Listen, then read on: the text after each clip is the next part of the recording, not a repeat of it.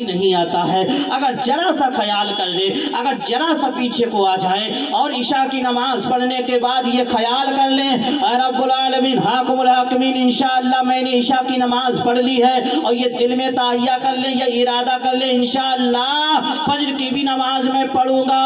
جب بندہ فجر کی نماز پڑھ لے گا اور سورا عشاء کی نماز کے بعد جب سوتا ہے تو عشاء سے لے کر فجر تک ساری رات، یعنی جب وہ ایک ایک سانس لیتا ہے اور سانس کے بدلے فرشتے اس کے نامۂ اعمال میں نیکیاں لکھنا شروع کر دیتے ہیں۔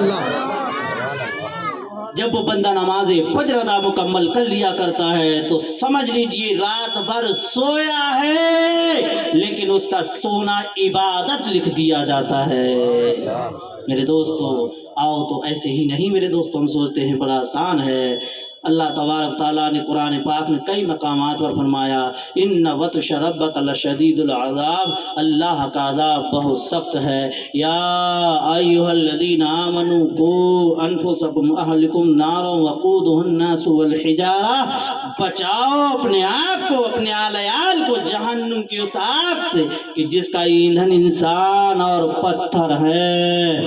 تو میرے دوستو ہمیں اپنی آل اولاد اپنے بچوں اپنے گھر والوں کو پہلے بتاؤ، انہیں سمجھاؤ کہ جہنم کا ایندھن انسان اور پتھر ہے، یہ اور کوئی نہیں رب کا کلام کہہ رہا ہے، رب العالمین نے فرمایا ہے، یہ دنیا کی اور کوئی کتاب نہیں ہے۔ ہم نے سنا، سننے کے بعد ہم نے اسی طرح ضائع کر دیا۔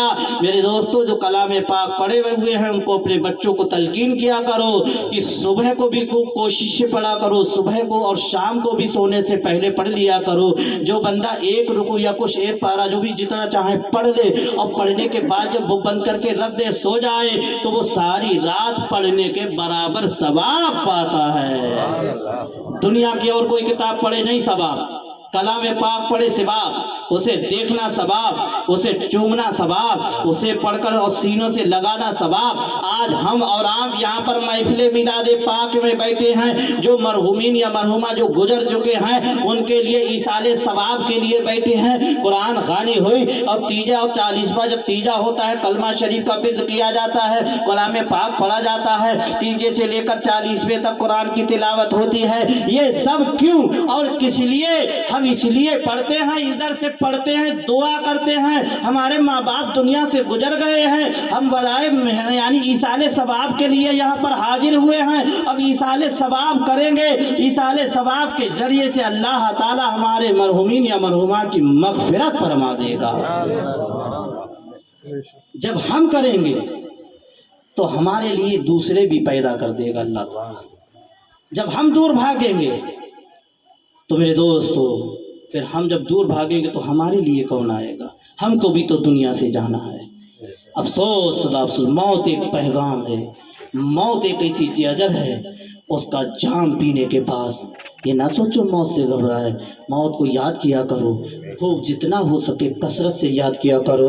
جب موت کو یاد کرو گے اے رب العالمین حاکم الحاکمین کس طرح سے اے پروردگار جب تک کہ میری زندگی ہے میرے دل میں یعنی عبادت کا شوق اور جذبہ پیدا کر دے۔ اے رب العالمین میرے سامنے اگر کوئی کھانا آیا ہے تو صرف یہ نیت کر لو اے رب العالمین حاکم الحاکمین پروردگار جو تو نے رزق مجھ کے کھانے کے لیے دیا ہے تو اس کو کھانے کے بعد میرے جسم میں طاقت اور قوت آئے، میرے جسم سے بیماریاں دور ہو جائیں تاکہ میں تیری عبادت کر سکوں۔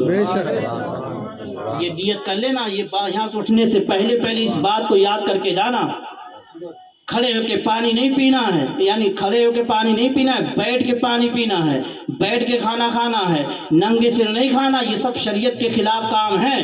محفل میلاد پاک میں بیٹھنے کا مقصد یہی ہے کہ خود بھی سیکھے اور اپنے بچوں کو بھی بتائیں۔ یہ بچے جب آئے ہوئے ہیں یہاں تک کہ بتایا جاتا ہے جب یعنی علماء کرام جو مسجد میں امام یعنی کرتے ہیں تقریر کرتے ہیں، اس کے علاوہ بعد میں جب جلسہ ہوتا ہے محفل میلاد پاک ہوتی ہے اس کا مقصد بھی یہی ہوا کرتا ہے۔